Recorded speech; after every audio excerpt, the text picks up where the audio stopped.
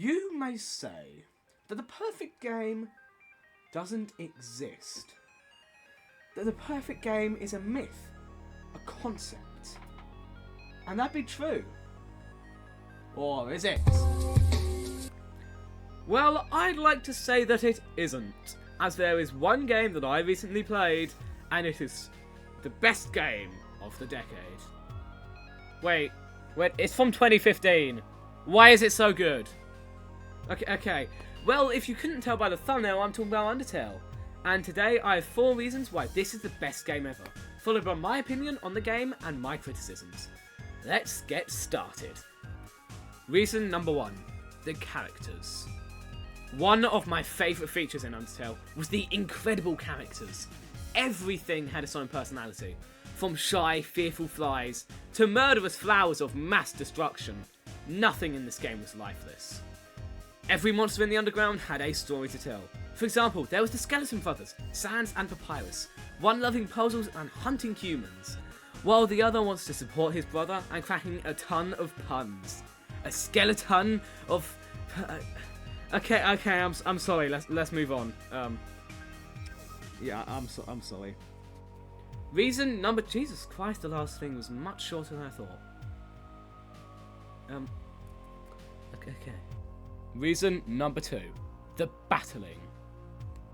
Now, I love video games, and what is one of the most important parts of what makes a video game fun and enjoyable? The battling. Look, if a game has great exploration, but a poor fighting sequence, then it is no longer a good game.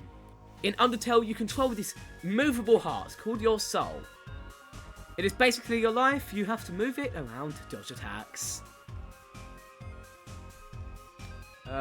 Is that it? Don't worry, it's more interesting than that. Depending on who or what you're fighting, your soul might change colour. Each colour means something different and affects how you can play. For example, when you are yellow, you are playing Space Invaders, and when you are green, you get paralysed. And after blocking incoming attacks with your shield. Yeah, you don't just get paralysed, that'd be pretty bad. Although the best part about fighting is that you have a choice. You can kill your opponent if you so plead, or you can choose an act so that you can spare their life and let them live with their family. This is how the pacifist route is possible. Nobody has to die, or everyone can. It's your choice. Also, the enemies give hints on how to defeat or spare them through their speech, encouraging players to pay attention and not skip through it all. Like me. I kind of did that, and yeah. Whoops. The boss fights are incredible, and that is because of their unique attacks and incredible design. The final thing I have to say is that... What is that noise? Oh! It's only reason number 3. Music. I thought Hollow Knight had the best music in any video game, until I heard the soundtrack of Spider Dance and Temmy Town. But they're not the only good ones. Not at all. You know Megalovania? Well, guess where that is from? Or the one that goes...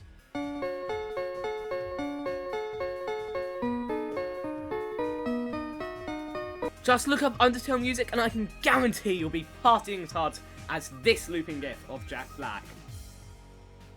Where the hell is the gif?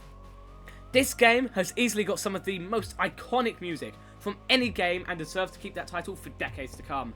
Heck, it's had that for almost a decade already. It's 9 years old. Jesus. This is great until you kill everyone. The music cuts out. It is eerie, tense, and makes the feeling of dread come over the player as they fear for what to come and regret what they have done. This right here is what happens when you decide to be cruel. This right here is what happens when you decide to do the genocide route. Now then, reason number 4. The story and the effect on your emotions. Alongside the insane music and incredible fights, the story is there to finish the trinity of things to make this game perfect. I won't spoil too much in this segment, but just in case, I would recommend skipping to here. Okay, now that the people who are trying to avoid spoilers for one of the most recognised games of the past decade are gone, we can get started! The storytelling is what made me so addicted to this game. Starting the game to find a killer flower shocked me the first time, as I was stupid enough to believe it.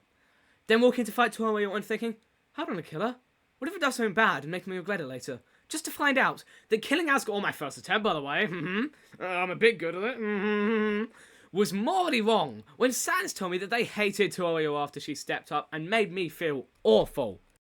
However, when I fought Omega Flowey, I was confused and actually scared for once. Then I did Pacifist and thought, oh, where's Flowey? At the start, just for him to show up at the end, revealing that he's actually the son of Asgore, just made me think, what? Ha! And then finding out that he was just a little kid, corrupted by the human that I named myself after completely shook up what I thought about the game. And what he said actually did make me feel sad and emotional.